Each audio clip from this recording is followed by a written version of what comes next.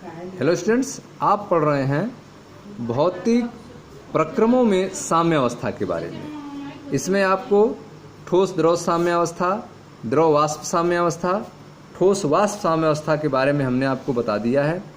आइए देखते हैं इसका चौथा पार्ट, द्रव में ठोस अथवा गैस की घुलनशीलता संबंधी साम्य के बारे में।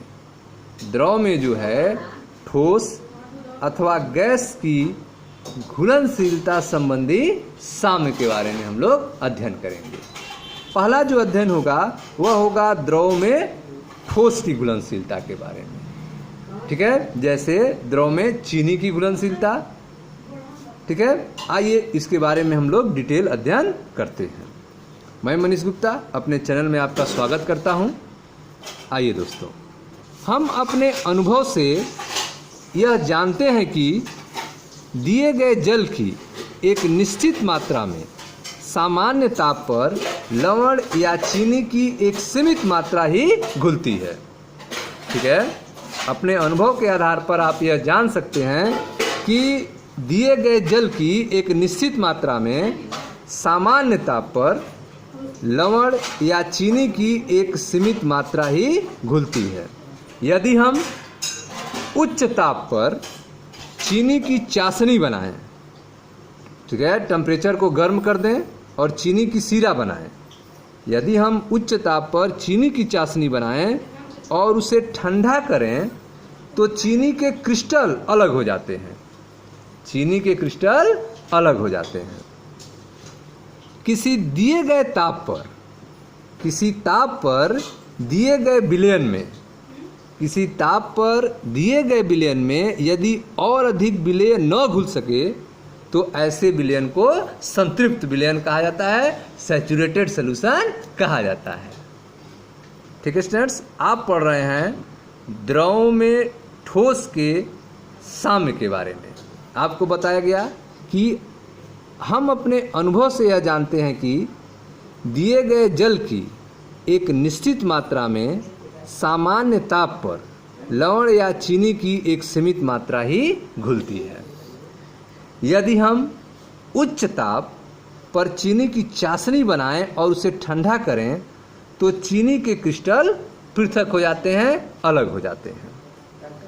किसी ताप पर दिए गए विलयन में यदि और अधिक विलयन न घुल सकें तो ऐसे विलयन को संतृप्त विलयन कहा जाता है। ठीक है, आगे देखते हैं। विलेय की विलेयता ताप पर निर्भर करती है। विलेय की विलेयता जो है वह ताप पर निर्भर करती है।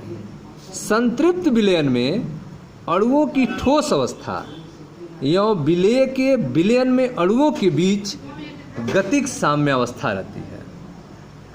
विलेय की विलेयता जो है वह ताप पर निर्भर करती है।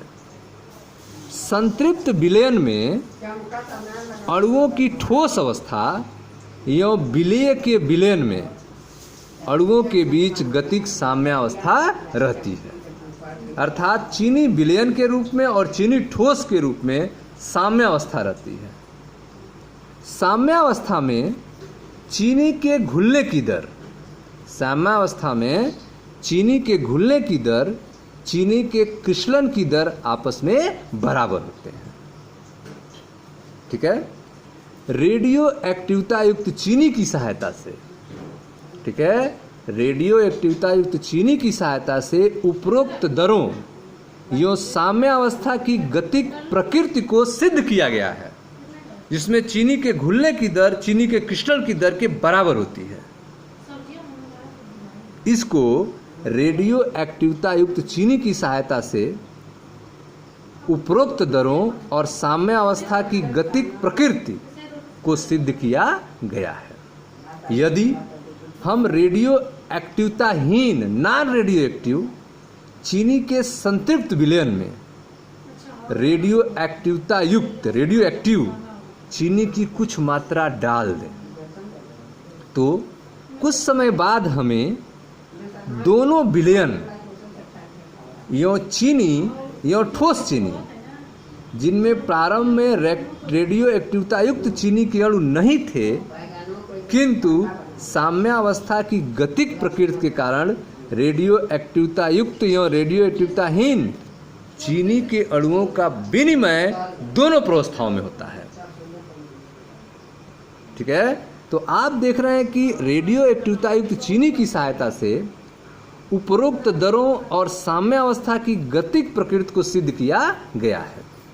यदि रेडियो एक्टिवताहीन चीनी के संतृप्त विलयन में रेडियो एक्टिवता युक्त चीनी की कुछ मात्रा डाल दें तो कुछ समय बाद हमें दोनों विलयन या ठोस चीनी जिसमें प्रारंभ में रेडियो एक्टिव चीनी के अणु नहीं थे, किंतु साम्यावस्था की गतिक प्रकृति के कारण रेडियो एक्टिवता युक्त रेडियो एक्टिव और नॉन रेडियो एक्टिव चीनी के अणुओं का विनिमय दोनों प्रावस्थाओं में होता है।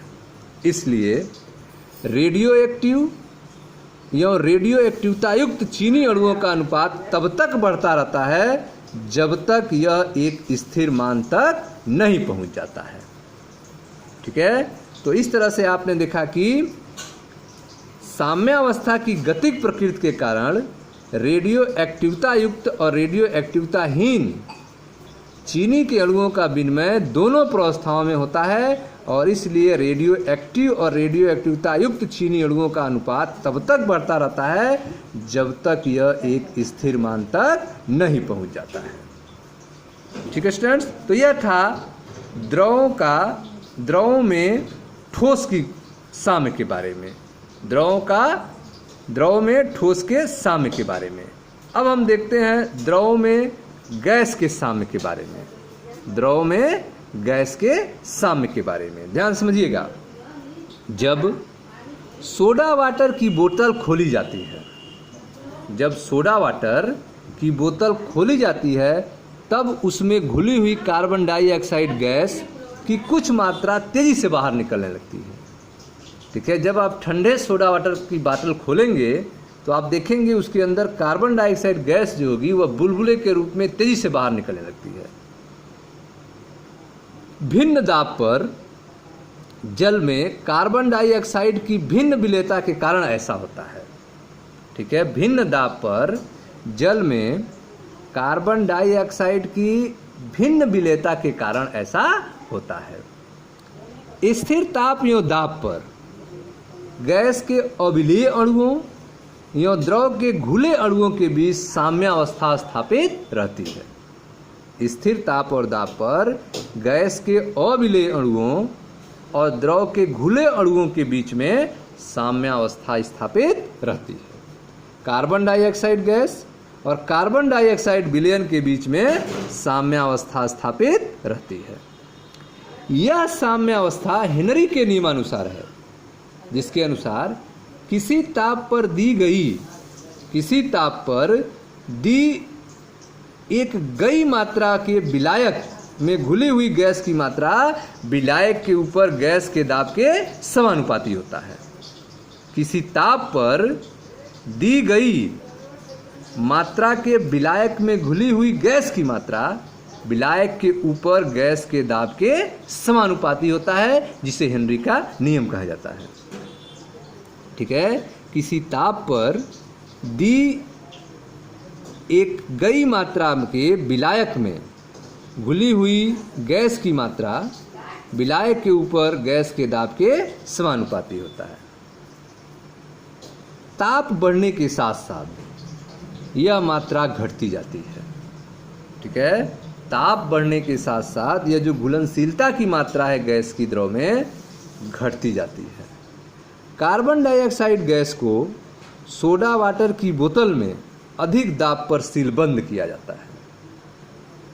इस दाब पर गैस के बहुत अधिक अणु द्रव में विलय हो जाते हैं। जैसे ही बोतल खोली जाती है वैसे ही बोतल के द्रव की सतह पर दाब अचानक कम हो जाता है, जिससे जल में घुली हुई कार्बन डाइऑक्साइड निकलकर निम्न वायुमंडलीय दाब पर एक नई साम्यावस्था की ओर अग्रसर होती है।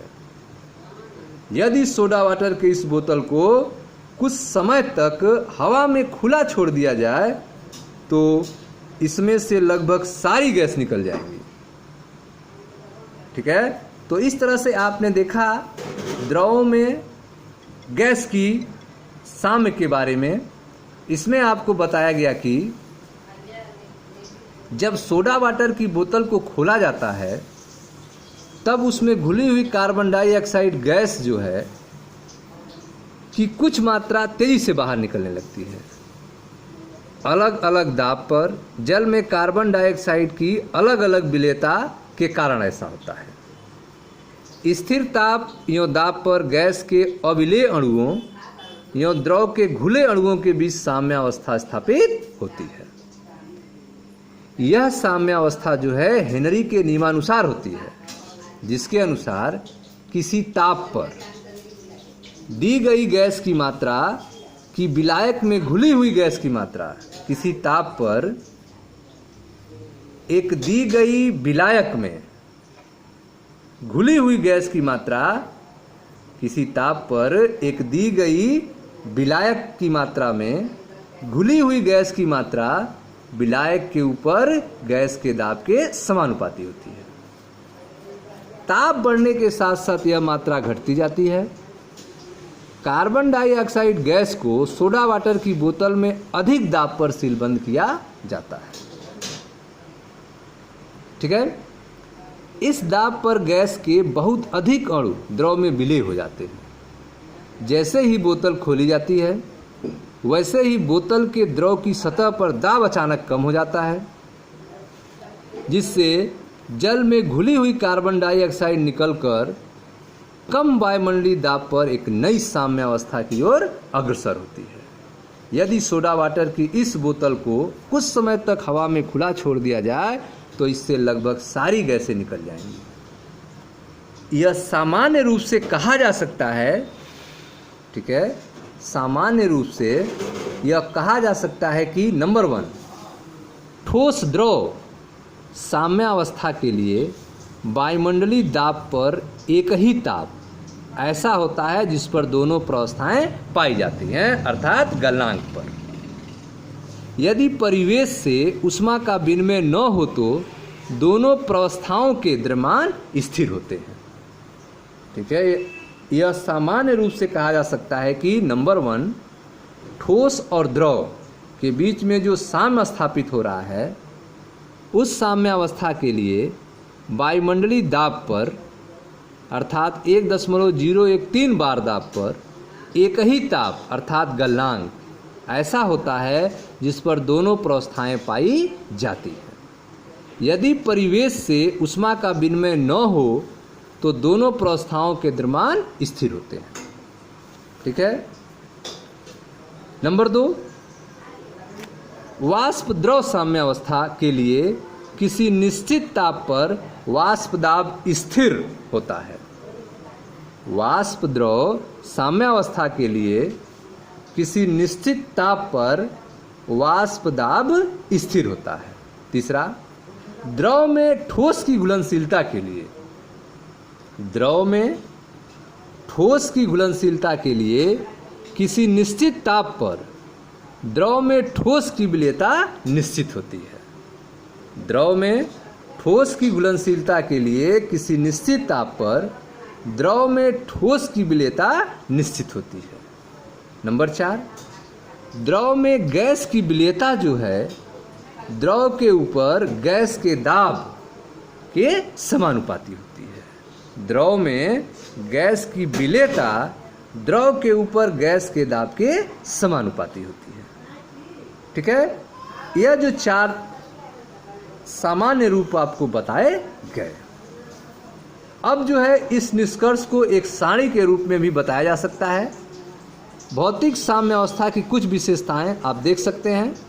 पहला प्रक्रम है द्रव वाष्प साम्यावस्था, जिसमें H2O लिक्विड और H2O गैस के रूप में है। इसका निष्कर्ष यह है कि निश्चित ताप पर H2O का जो आंशिक दाब होगा वह स्थिर होता है। ठोस द्रव के बीच में साम्यावस्था H2O सॉलिड बर्फ के रूप में H2O लिक्विड के बीच में जो स्थापित होता है, स्थिर दाब पर गलनांक निश्चित होता है। विलेय अर्थात ठोस और विलेय अर्थात विलयन। ठीक है, चीनी ठोस के रूप में, चीनी विलयन के रूप में जो प्रक्रम है उसमें विलयन में विलेय की सांता निश्चित ताप पर स्थिर होती है। विलयन में विलेय की सांता जो है वह निश्चित ताप पर स्थिर होती है। गैस और गैस एक्वस के बीच में, गैस कार्बन डाइऑक्साइड गैस और कार्बन डाइऑक्साइड एक्वस के रूप में जो गैस है जो घुल चुका है जल में, इसके लिए निष्कर्ष यह है कि गैस एक्वस और गैस गैस निश्चित ताप पर स्थिर होता है। कार्बन डाइऑक्साइड एक्वस और बटा कार्बन डाइऑक्साइड गैस निश्चित ताप पर स्थिर होता है। ठीक है स्टूडेंट्स, तो यह था आपका द्रव में ठोस अथवा गैस की घुलनशीलता संबंधी साम्य के बारे में। Thank you.